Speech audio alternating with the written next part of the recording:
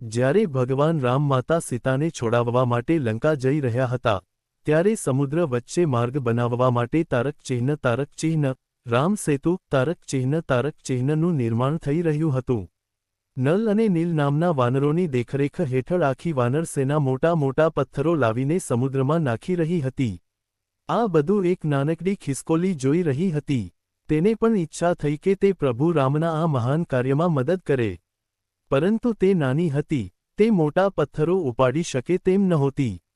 તેણે એક યુક્તિ કરી. તે સમુદ્રના પાણીમાં જઈને પલળી આવતી, પછી રેતીમાં આળોટતી જેથી તેના શરીર પર રેતીના કણો ચોંટી જાય.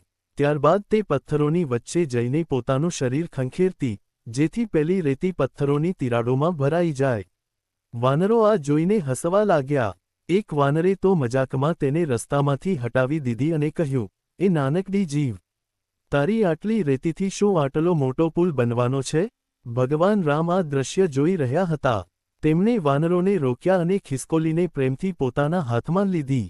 તેમણે વાનર સેનાને સમજાવતા કહ્યું, મિત્રો, તમે તમારા બળ મુજબ મોટા પથ્થરો લાવો છો, પણ આ ખિસકોલી પોતાની પૂરી શક્તિ અને શ્રદ્ધાથી આ રેતી લાવી રહી છે. આ પુલને મજબૂત બનાવવા માટે પથ્થરોની વચ્ચે રેતીની પણ એટલી જ જરૂર છે. કહેવાય છે કે ભગવાન રામે અત્યંત પ્રેમથી ખિસકોલીની પીઠ પર પોતાની આંગળીઓ ફેરવી હતી. ભગવાનના એ વહાલના કારણે જ આજે પણ ખિસકોલીની પીઠ પર 3 પટ્ટા, લાઈનો, જોવા મળે છે, જે શ્રી રામની આંગળીઓના નિશાન મનાય છે. સેવાભાવ, ભક્તિમાં શક્તિ કરતાં ભાવનું મહત્વ વધુ છે. નાનું મોટું, કોઈ પણ મદદ નાની હોતી નથી. જો ઈરાદો નેક હોય, તો ઈશ્વર દરેકના યોગદાનની કદર કરે છે. ભગવાન રામની આ વાર્તા આપણને દરેક જીવ પ્રત્યે સન્માન રાખતા શીખવે છે.